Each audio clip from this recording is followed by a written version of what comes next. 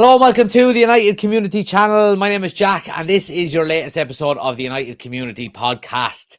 And it's been a busy week for Manchester United, both on and off the field. We've got plenty to talk about, as always. We're going to talk, of course, about the game last weekend. We've got a huge game coming up tomorrow night, so we'll speak about that as well. We've got some updates in relation to ins and outs, potentially in the summer as well. So we'll talk a little bit about that. A bit of progress being made on Cunha. We've got updates on Rasmus Højlund, on Garnacho, on Rashford as well. We'll talk about Gyokeres. We'll talk about loads, absolutely loads. But as always, I'm joined by Chris and Ben. How we doing, boys? All good. All good. Very well.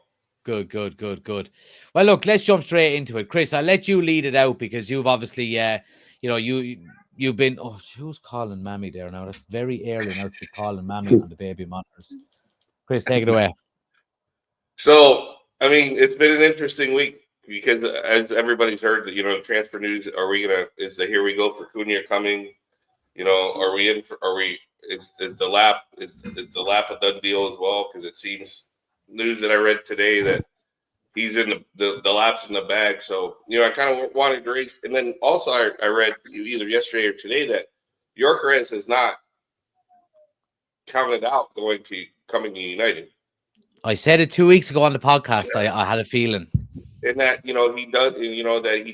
he has love for Amarin, and, that nobody's really approached it yet. So the question I pose to the group is, if you do the math, let's just say you get Delap for 30, Cunha for 60, 62, whatever it is, and Cherki is around 30, 25 to 30. Do you go with Delap, Cunha, and Cherki for about the same amount for that money, or do you go Gyokeres and Cunha because they pretty much are the same amount of money? Do you go 3 or do you go 2? You know what I mean? Like, so you're saying Gyokeres and Cunha or Delap, Cunha, Cherki. Yeah, because the money is about the same if you go through both of them. So that's the big debate. I'll go first. Give me fucking Victor Gyokeres over anybody else, right? Yeah. Anybody else. Okay, I think, and now look, I do have some reasoning behind this as well, and the reasoning being is that we've got a vast amount of number 10s, like we've spoken about last week, didn't we? Like there's Ahmad, there's Garnacho, there's Mount, there's fucking Menu, there's Fernandez, there's number 10s there. Give me Cunha and Gyokeres any day of the week, because I think we know how desperate we are for a goal scorer, and I think that's so vitally important this season. Or this summer to have right for next season. If we don't have a proven goal scorer next year, I think, one, we struggle for top 4 again.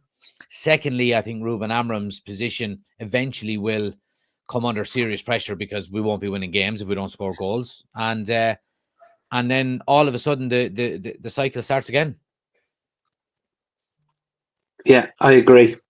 Any list that you make, if there's a top class striker on it, you pull it and you just get it, don't you? Like you say, that's what we're screaming for. Yeah. But it's not to say we can't sign the other players by the time we're selling players as well. There's no to say we can't go. Exactly. And as well, it looks like Cunha is going to be installments anyway. Yeah. So yeah. Chris, what's your thoughts on it? I'm in agreement, and I mean, as much as I like Ryan Cherki and everybody knows it, and I mean, I like Cunha too, but I think going with Gyokeres having a proven striker that's going to score goals. I mean, is he going to score as many goals as he did this past year for next year? I mean, Lord, I hope so, but I mean, the Premier League is different, so even if you get 25 goals out of him, I mean, if you put a 25-goal striker in our team right now, I think we're battling for top 5. I don't know if we'll be in top 4, but I think we're right around the Chelsea, Villa area of that, and maybe fighting for Europe in a different manner at that point. So I just think that's you look at it as well, and I mean, I think it's a very valid point here is that Chelsea are probably going to change their manager in the summer. So they're going to be in a bit of disarray by the looks of things. Mm-hmm. I think Villa are in a bit of bother because it looks like Rashford is not going to stay there. Mm-mm. Rashford has come in and has basically taken Ollie Watkins' place for all the big games. He's not happy. They sold Duran. I think Villa could find themselves. They might even get Champions League football, this season, let alone next year. I think they're in a bit of trouble.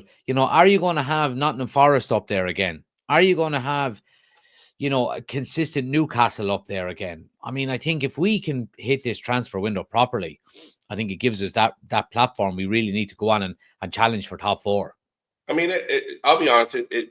It worries me that we're not even like this isn't even our number one target or our number one option that we go at Victor Gyokeres and Matthias and with Cunha, because even with just those two and the rest of our squad, that instantly puts us up 2 levels of where we're at now. Like, I mean, I understand. Yeah, there's going to be injuries, but I mean, Gyokeres can show Rasmus Højlund how to play in this system, where to make the runs. I'm not even saying we have to get rid of anybody yet, that we haven't even talked about that.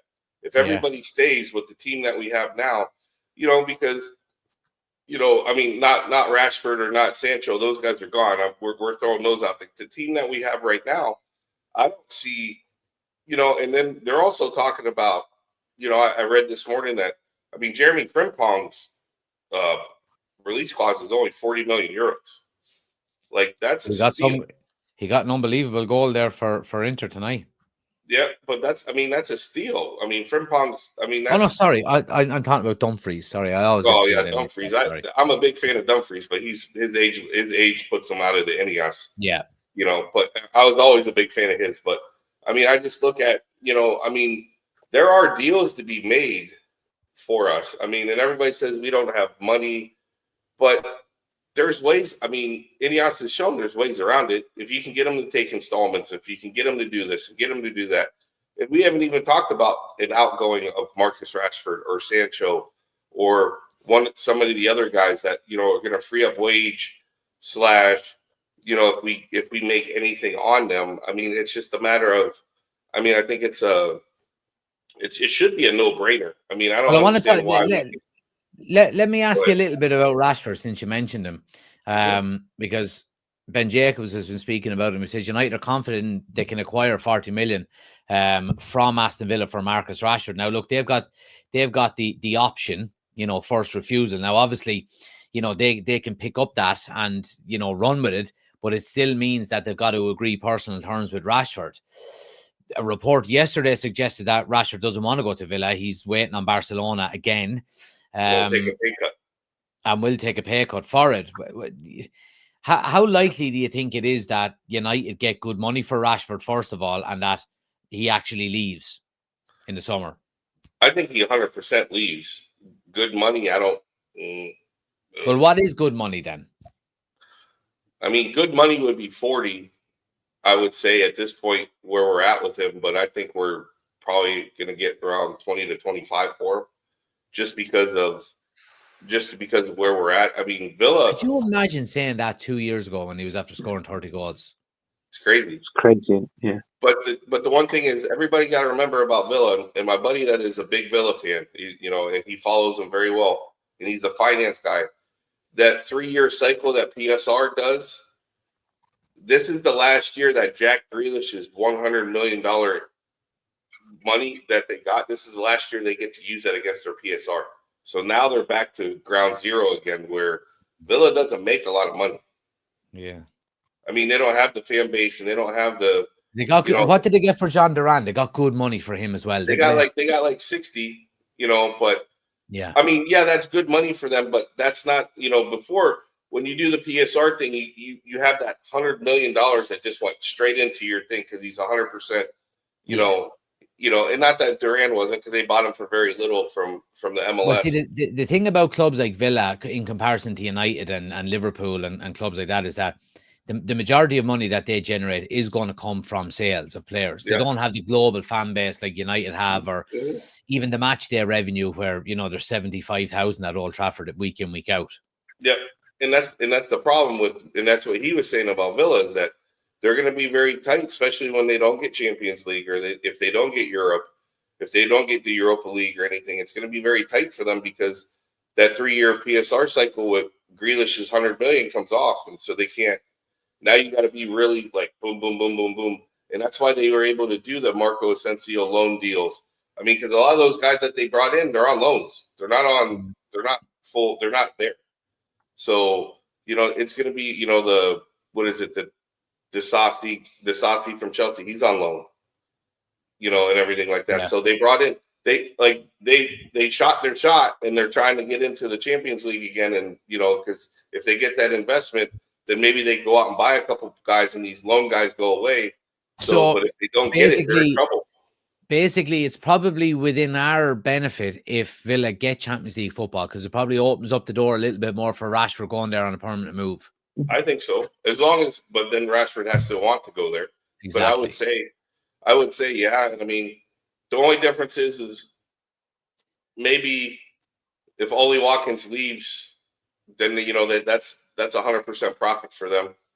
So depending on what he gets sold for, and with the Duran sale, they're probably somewhere in 100 million, at that point. But but then where does that leave them? They will seriously regret if they let Ollie Watkins go and bring in Marcus Rashford. Oh, I don't disagree with that, but I mean, it's where does he leave him? And I don't even know. Like, maybe Rashford wants to go retire in Barcelona. I don't know, but I don't see how he gets in that team. Period. Yeah, well, looking at him tonight, they look good. I mean, well, I know where would you rather live, Barcelona or Birmingham? I know which one I choose. You know what I mean? I think our side of it, though, as well, with the money is wages, though, as well, isn't it? Would you take the 25, 30 million just to get his wages off the books? That's a good point. Because it's a big. Yeah, didn't we do the maths on it? If him and Casemiro are to go this summer, we're saving something like 70 million in wages or something crazy like that. With how high they are on it. But yeah, look, I mean, I agree. I mean, outgoings are going to be.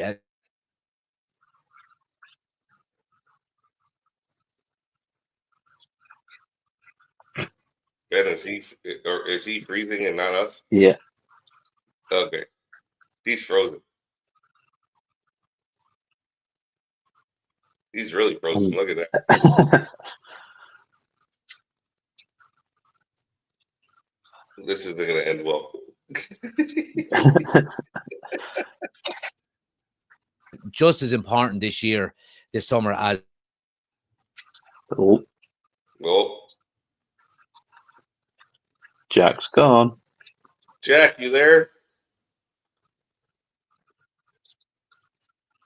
This is what happens when he doesn't do any lives in a week. Yeah.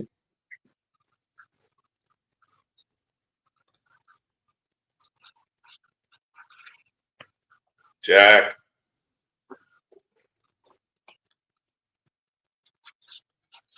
Wonder if he leaves. Is that the whole stream go away? Yeah, I think.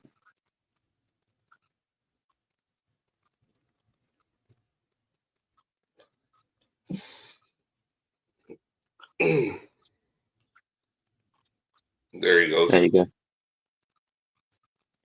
So what do you think, Ben? You think Gyokeres is a free option? Yeah. We need a striker. I just go for him, I would. He's back. There he is. No idea what happened there. You just froze up a little bit. That's all. No worries. Right. Go on. What were you saying? Sorry for interrupting. No. We were just talking about it. It's just, it'll be interesting. And, I mean, going back to the Victor Gyokeres thing, and I was just talking to Ben, like we heard all January that we had a gentleman's agreement that we weren't going to go for him and everything like that. And that we were just going to go. I think the gentleman's agreement was between him and the club that he wouldn't leave in the summer, he wouldn't leave in January. But if he waited till the summer, they would allow him to leave for less than the 80 million release cost. Yes, but also we had a gentleman's agreement with them that we wouldn't go after a lot of their players in the winter. Exactly. Yeah. So But I mean, I'm sure that there's been talks that he's going to be one of the players that's going to go. Yeah, oh yeah. And so I mean, I think this is where Amarin has to pull the string a little bit and be like, that's the guy that we want, and that's the guy that we need. And like I said a couple lives ago, is that he's never come out and said Champions League football is the deciding factor. You know what I mean? Yeah. Now, Ruben Amorim was asked it in his press conference today, and he was asked about Gyokeres, and he said the Gyokeres deal, I haven't talked to him, but if a player only wants to come to Manchester United to play Champions League football, then he will not come. We want players that want to represent United, not players who want to play certain competitions. And you see the picture? See the picture of him? See the fucking picture of him? When I put this picture, this lad is a fucking animal. Look at him. Look at him. Look at the guns. Jeez. Maybe he should come back out and play. Fucking that's the manager of, that's the head coach of Manchester United. But yeah, and I agree with him. You know what I mean? And look, again, Josh says it in the comments there. He said, I think the only way we get Gyokeres is winning Europa League and getting into the Champions League. And look, I mean, it probably is the case that's the only way we get him. Is that because of money, or is that because of where he wants to play, though? There's a difference. Probably both, I would say. I'd say a little bit of both. Now, I look, Man United does have that pull. It does. It always has, regardless of how good or bad we've been. You know, you don't get a Paul Pogba for 90 million. Well, you do when you pay 90 million, but you don't get them types of players. You know what I mean? You know, your Di Maria's when he was at his peak. Falcao was probably past his peak a little bit, but the lure is there. I think Gyokeres would love to play for Amorim again because he's seen how successful he was under him, you know, and he knows what he's going to be expected. He knows where he's going to be playing. He knows he's going to be the main man. He's going to get paid well for it. He's going to be playing for the biggest club in the world. Might not be playing Champions League football, but you know what I mean? But again, I was speaking on, I was doing a recording on another channel earlier on, and we were talking about it. And the silver lining, if we don't get Champions League football next year, and there's a silver lining to everyone, and it's not me being, blindly positive, like, I like to be, but if we don't get Champions League football next year, I remember Chelsea winning a Premier League when they had no European competitions. Yes. Now, I'm not fucking saying we're going to win the league next year if we don't get Champions League, but we've got a game a week for the majority of the season. Good opportunity to get top four. No, I agree with that. I mean, it's especially with the manager that we have and the system that we're changing to. And if we didn't have the extra games, if we weren't playing 3 times a week or twice a week, and we're only playing once a week, it's going to give him more time on the pitch, on the practice ground. Exactly. To instill everything and install everything and to fix everything and everything. And I agree with that. Is it boring? Yes. But I've always said this, and you guys know this, is just what Amarin said. I don't want a player to come here. I don't want to root for a player that comes because we're playing in a certain competition. I want him to play because of what's on your chest and not not the name on your chest, not the name on your back. No, yeah, exactly. I mean, it's your job. But that's the thing, and I think that's the most vital thing, because then you're going to get the guys that want to be here and want to work and do what needs to happen. So, yeah, absolutely. Josh says, I reckon. Sorry, it's just attitude with the players, isn't it? Same as that. What if he comes in and says, "Right, I'm going to take you to the Champions League"? Yeah, exactly. A couple of players coming in like that. Look at Bruno, what he's done for us. He could have walked away any time he wanted, but he stopped. So that's the sort of player that we need to be getting in. Why can't fans of Manchester United be the most talented players in the world? You know what I mean? Like all of it, like there are millions and millions of people who would die to play for Manchester United, but we're all just shit at football. It's so annoying. Josh says, I reckon it's the money. He's not going to come to a team that's 3-4 spots away from the relegation. He wants a team that's fighting for trophies and cups. Well, look, I mean, you're talking about Cunha, and we'll get on to him in a moment as well. But, he's coming because, by all accounts, he's bought into the Ineos project, and that was a story running today. We'll say Amarin, not Ineos. Amarin project. Yeah, I mean, let me find the actual quote here, because it says, yeah, it does. This is Ben Jacobs again. He says, Matheus Cunha has bought into the vision of the Ineos project and the idea on playing under one of Europe's top coaches. In the last 48 hours, Cunha and Manchester United have had a meeting, but currently no formal offer has been put forward by the club. This could change in the coming days. You know what I mean? So we're talking about, would Matheus Cunha come and sign for any other club other than Manchester United that were sitting in 15th? I don't think so. You know what I mean? No. And I think that's the big difference, It's global appeal. I mean, at that point, I mean, it's what needs.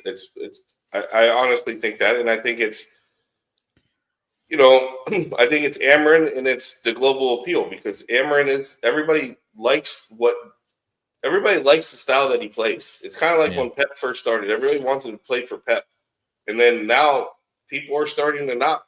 I don't want to say they don't want to play for Pep, but they're, like you said, Jack.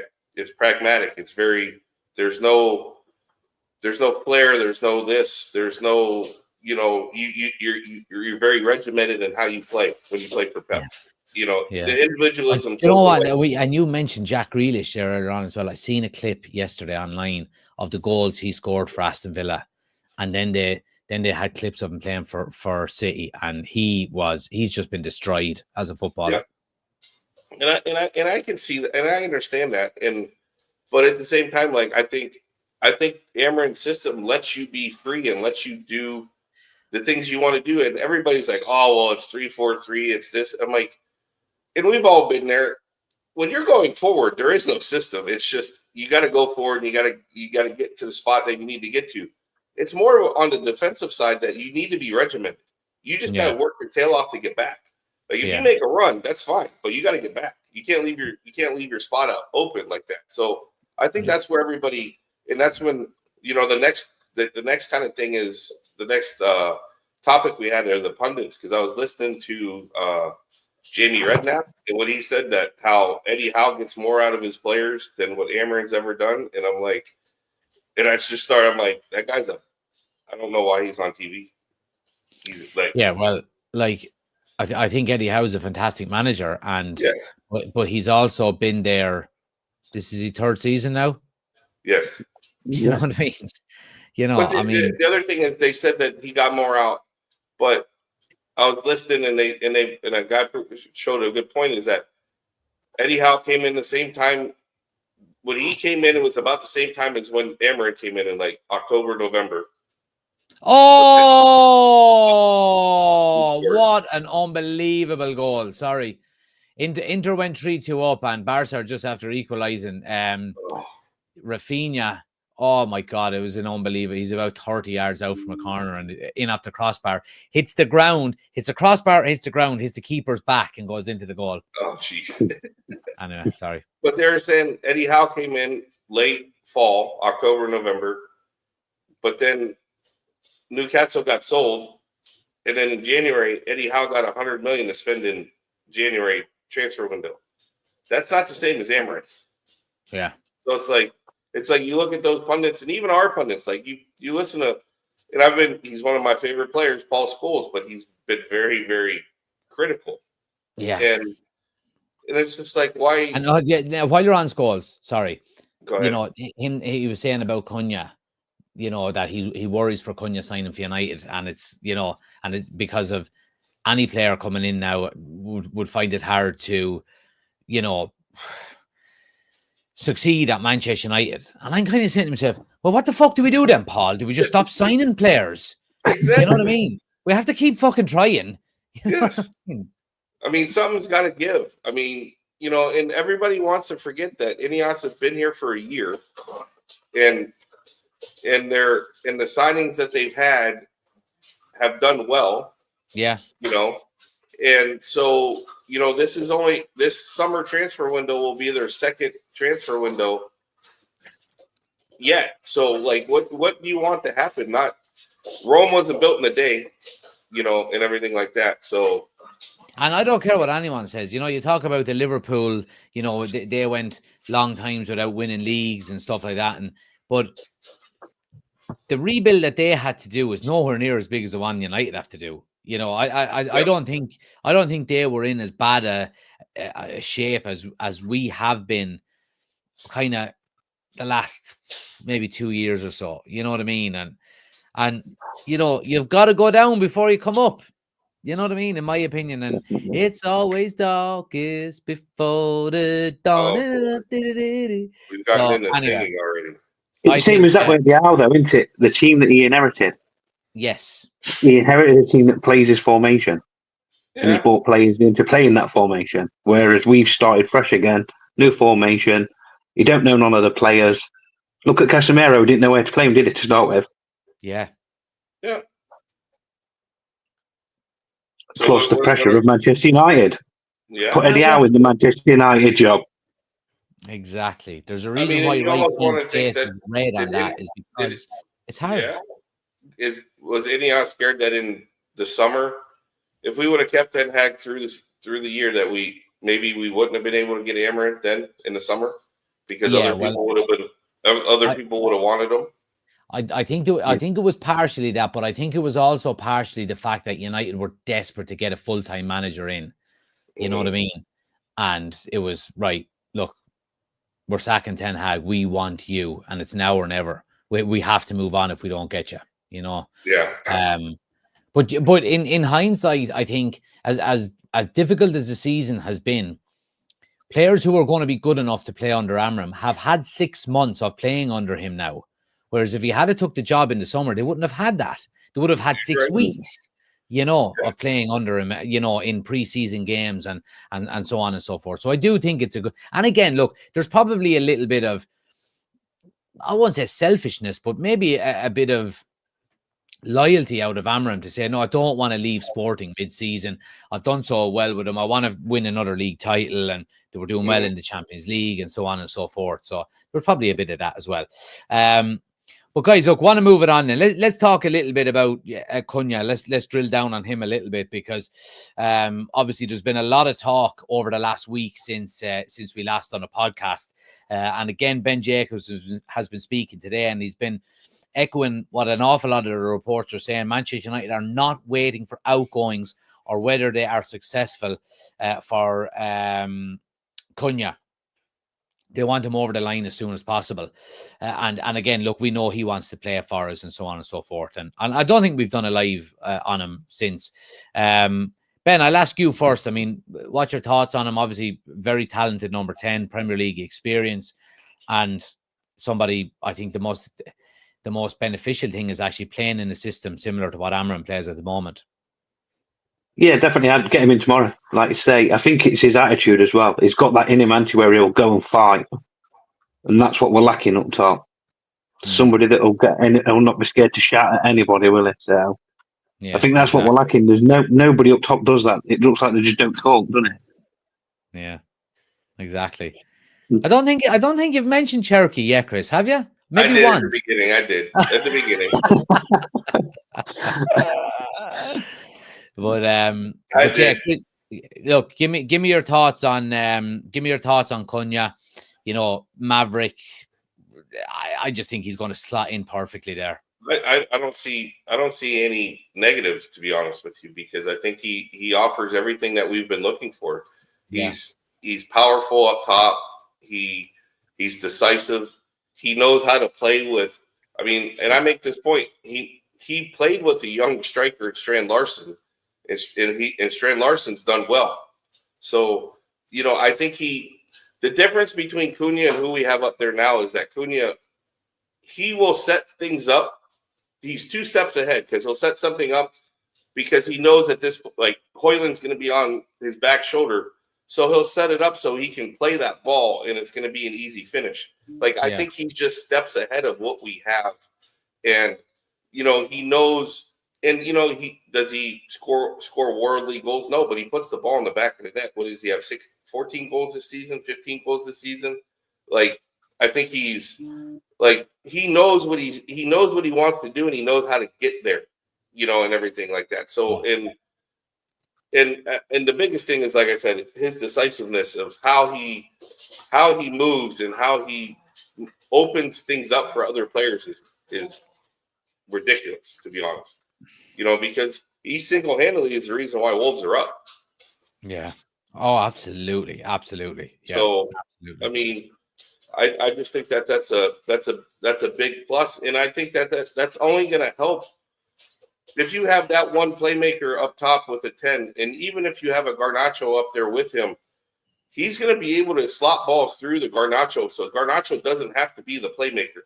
Garnacho can be the finisher, which we hope he can finish, but I think that's just my dogs are going, stop. Finn says, I have a song in mind for Cunha to the tune of Hey Yeah from Outcast. Oh, I can hear the Stretford end singing it already, Finn. Yeah. Unbelievable. Oh, yeah. Anyway, D makes a good point, though, Chris. He opens everything up. Yeah, absolutely. He says Cunha needs, and I mean, absolutely needs to keep that aggression and drive if he comes in during the summer. Is there a worry about that? You know what I mean? I think Amarim is not going to allow it, to be honest with you. I think given time and change of mentality and standards within the dressing room, I think he wants to get more players like Cunha in the door. Oh, I think he wants to get more players that are I want to say this in the right manner. I don't want to say they're individualistic, but he wants to get players that are decisive and know what they want to do, but will also put other players in position, and I think smart. Smart players. And the other thing is, I think he wants players that are going to go after each other, because that's what you do. That's how you get better. Like, there's no team out there that they don't get after each other. Yeah, I want to see lads. I want to see teammates fucking eating the heads off each other on the pitch, yes. holding each other accountable. Yes, and I think that's a big. I think that's a big plus, and I think that's what. If you have a player, we call them bulldogs here. If you have that bulldog on your team or that pit bull on your team that is going to bite and not let go, it gets contagious. Like other players will follow that. And I think that's a big plus, and we lack that completely. Yeah, absolutely. David makes a good point as well, and we mentioned this before. Wasn't Cantona a bit of a PRICK? Inter or 4-3 up. This is some game. Sometimes you need that in a team. Oh, what the fuck was that? They're both still asleep. We've been lacking that. We have Mavericks. That's what we've said before, haven't we? Absolute Mavericks required in a team. And I think, you don't need a team full of them, I don't think, but you certainly need a sprinkle of them in there, senior players with a bit of edge to them. And I have no problem with a player getting sent off. If Cunha, people were saying to me, what about Cunha's disciplinary record? I have no problem with a player's disciplinary record and getting sent off every now and again if he's scoring goals and assisting and driving the team forward and holding others to higher standards around him. Absolutely no issues there, because you need players like that in your team. I think he's only had one red card. One red card, that's all. This is TikTok fucking comments. I mean, you literally, I heard the same stuff. I get stuck into the comment section so bloody much. But like you say, this is like you say, though, with him now. He could make Garnacho a better player. Yeah. Garnacho's had nobody there pushing him on his back. Do this, do that. That's what we need. Same as Højlund. You're not scoring. Next time you score, I'm going to send you to Rosette. Yeah. No, I mean, I think, but I also think he knows how to. If you watch him, and I made a point to watch him and stuff. He's so astute in how he sees how players are going to run. So he'll do something to open it up and then feed them a ball that it's almost can't miss. I know everything. There's a small percentage that you can always miss, but he knows where you're going to be before you're even going to be there. And that's a rare trait. Like Bruno has that, but Bruno has that, I think, a little bit of a deeper lying playmaker. Like he sees that in it. And I think And Cunha, I think, just thinks better in smaller spaces, like in and around the box and everything like that. And you see, like him and Garnacho pretty much had had an identical chance on the weekend. Garnacho missed it, and Cunha buried it. Yep.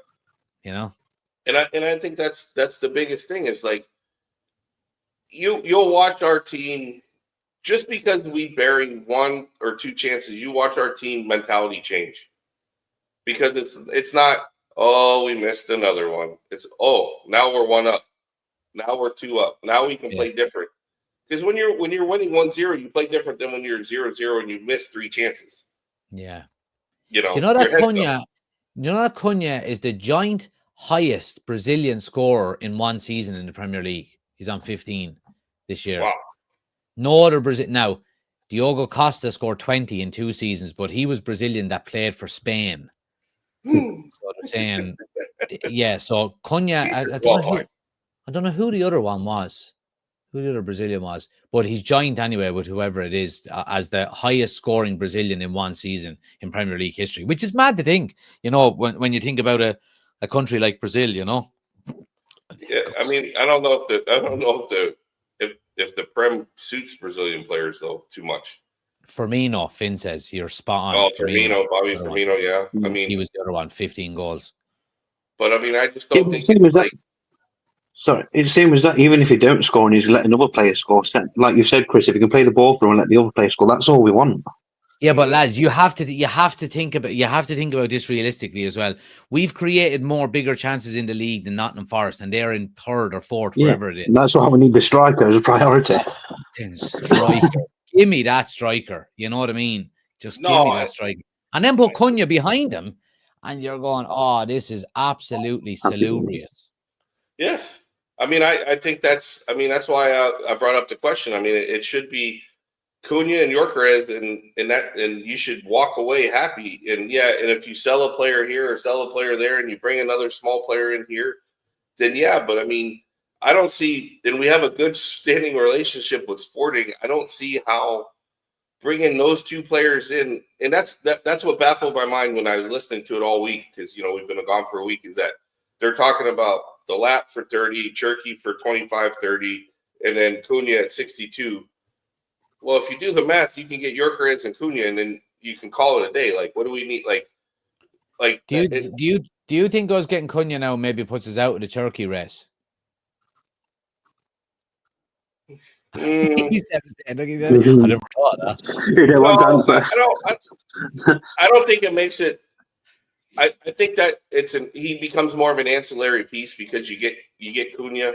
The difference is, I think if we were going to go for Cherky, like if we get Cunha, then the only way I think we go for Cherky is if somebody leaves and then you bring him in. But like Ben pointed out in our group chat and stuff like that, Lyon have to sell what is it, Ben? 125 million to straighten out their books. Yeah. So, I mean, if you can get Ryan Cherky for 25 million euros, there's no reason not to. Yeah. Like, that's kind of like the Liam Delap for 30 million euros. Like, that's he's 21 years old. He's shown that he can play. Like, why would you not want to do that for that price? I mean, but that's why I go back and I'm like, but I don't want Cherky and Liam Delap. I want Cherky and Gyokeres and Cunha. Those are the 3 that I want. Yeah. Because if you put those 3, and I know D's going to get on me for it, but you watch Cherky against us. Nobody makes the run at twice in 10 seconds. Nobody makes the run like when Onana muffled that ball. None of our 10s are making that run to score that goal. He has the mindset to do that. He has the mindset of the goal that he scored at Old Trafford, that one touch down, bang, shot, far post, beats Onana. We don't have players that do that. And I think that's the big, and Cunha does it. That's the way he is. Like, I mean, he's farther along. Like, he's very decisive in what he does. So Finn says something here, and whether you agree with him or not, I just want to throw it to you. Says he's too small for the Prem. Is there an argument that United are not athletic enough?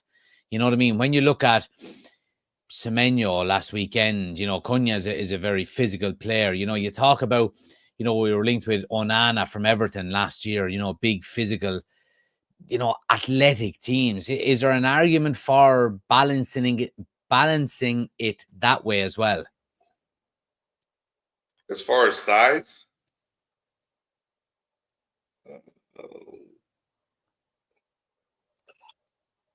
I mean, I'd say no to start with. I'd say we've got to get the right players in for now, haven't we? That's something you can do later on. Yeah. We need to get the right players for now, get a squad together. The same as a transfer, we need to get them in early. When last time we had a signing on opening day, that's what we need. Yeah. Turkey height, if he's 5'10". Yeah, that's what I was just looking at that. He's 5'10". I mean, he looked to bully our guys around a little bit. What are we saying is the right size then? Are we saying 6 foot, 6'1"? Like, I don't know where that. I don't know how that one reacts, because you watched him in that game against Old Trafford. He took the ball and he dribbled. He went back, dribbled back around, and then came back at us again. Like, he knows he's got good balance on the ball. He's got good contact balance. And I think that the size thing, we're already undersized. So, like, I don't see the size. Because here's the thing.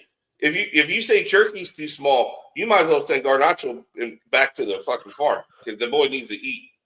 Right. Well, let's change angles here, all right, and talk about the defense before we finish up in a few minutes. Sky Sports, who is it? Paul Gilmore from Sky Sports in the last maybe hour or so has said that Manchester United are actively considering Jonathan Tah of Bayer Leverkusen on a free transfer this summer. Centre back, 30 years of age, I think. How likely do you think it is maybe that we will buy in the summer? Lindelof is leaving. Do you think he's replaced? A free transfer like Jonathan Tah. Look, you're going to have, I think they're also saying teams like Bayern Munich and Real Madrid are kind of half interested in him as well. A free transfer, you can't really say no to that. He's a decent player. 6'5". How tall are you, Ben? 6'5"? No, I'm 6. Oh, okay. But like, I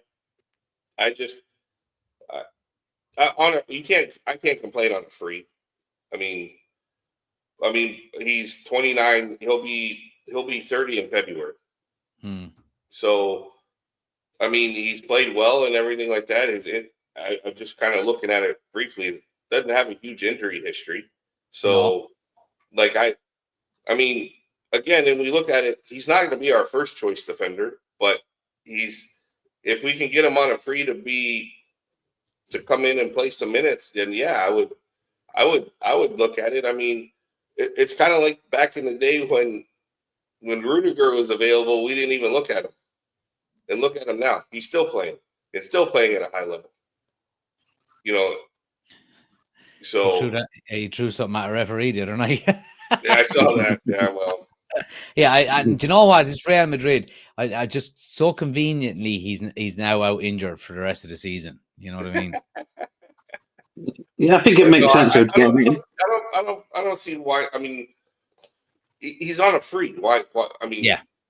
And look, let's be honest. Sorry, Ben. Let's be honest. We have to be smart in the transfer window, don't we, Ben? Yeah. But like you say, though, you got Lindelof going. Is Johnny Evans going? Yeah. Them two gone him in. Makes sense. Yeah, and Lisandro Martinez is not going to be back until after January, I would think. Yeah. So then all of a sudden you're banking on Lenny Yaro, Aiden Heaven, very young players, Then you got Ligt Maguire, who you would hope could stay injury free, and that's pretty much it then, Do you think we move Shaw? Oh, we have to, lads. We have to. You know what I mean? We fucking have to. And then I know Mazraoui can play there as well, and he reminds me of Dennis Irwin. He's just 7 out of 10 every week, But yeah, look, I mean, it's going to be an interesting few months, and look, the way the transfer window is going this summer, it's weird. It's opening on the 1st of June, then closing on the 16th, I think, and opening again then on the 22nd or 24th or something like that during the Club World Cup. It's closed for the Club World Cup, so. But again, I mean, nothing really gets done in June anyway, doesn't it? Because the new financial year starts in July or something, I think. So, yeah. But look, guys, what's our feelings for Thursday? Tomorrow, yeah, I was gonna ask tomorrow night. I'm quietly confident. I don't think we'll lose, but I don't think we'll win either. We'll have Alan Maguire up front. Well, see, they've got the joint best defensive record in La Liga alongside Barcelona, and they've also got their striker missing, their main man missing up front. So, and we just don't score goals. Now that's a little bit harsh because we've scored on average 2.4 goals every game in Europe this season. We've scored in every single European game this season, and we're unbeaten. So if we can bring the European form into this game tomorrow night, I'm licking my lips. You know what I mean? I just fucking hope. Please God, I'm going to the game next week in Old Trafford. I just hope we're still in it. And Hotel Football rang me, and they do have availability, so we're switching our hotel to Hotel Football. Stadium view, open the curtains, Old Trafford is there.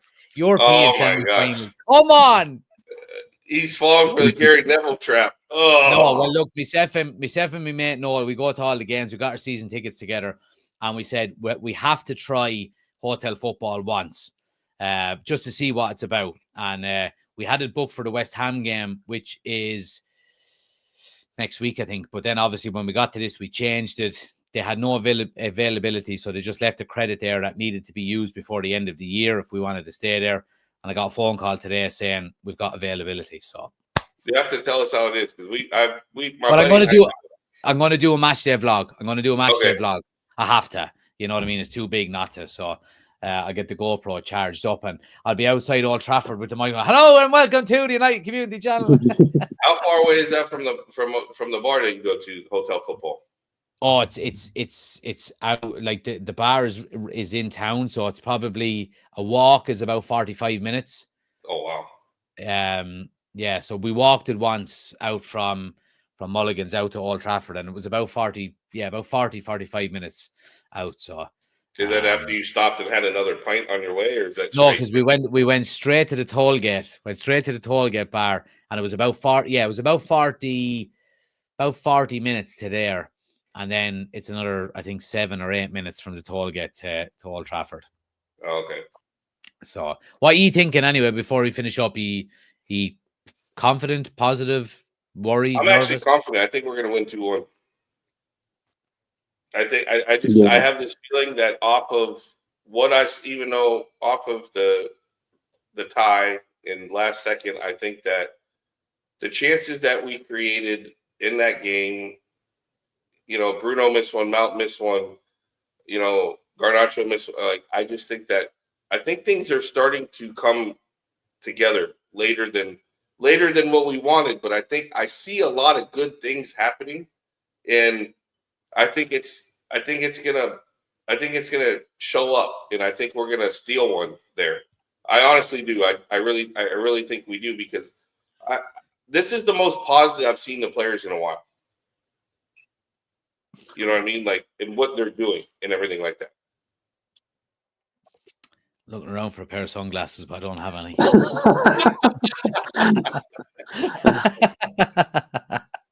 Ben, if your outlook on tomorrow is not as positive as that, we'll just end it here. Yeah. I'm going with a win. I'm going to say we're going to win 1-0. Lovely. Well, look, boys. Sorry. It's just about keeping in it, isn't it? Like for the Old Trafford game, like you say. Sponsored by Jack's favorite, Saratoga. Saratoga water. There you go. What the rich drink, huh? But Well, look, boys, I'm sure I see you on the match reaction tomorrow and in the live chat tomorrow. Thanks everybody for listening, guys. Smash a like in the video, subscribe if you're new. If you're listening back to the channel or listening back to the podcast on Spotify or Apple Podcasts, do give us a 5-star review, boys. Appreciate you stopping by, and I'll chat to you tomorrow. All right. Yeah, catch you then. Appreciate it. Thanks for listening as well, guys. Like I said, give us a 5-star review, subscribe if you're new, follow, turn on notifications, all of that good stuff. Come on, Manchester United, huge day tomorrow. I'll be back tomorrow night. If you're listening to this, it's morning time anyway. So go check out Man United Daily. Our other podcast link is in the show notes as well. Thanks for listening. Have a great day. Man United.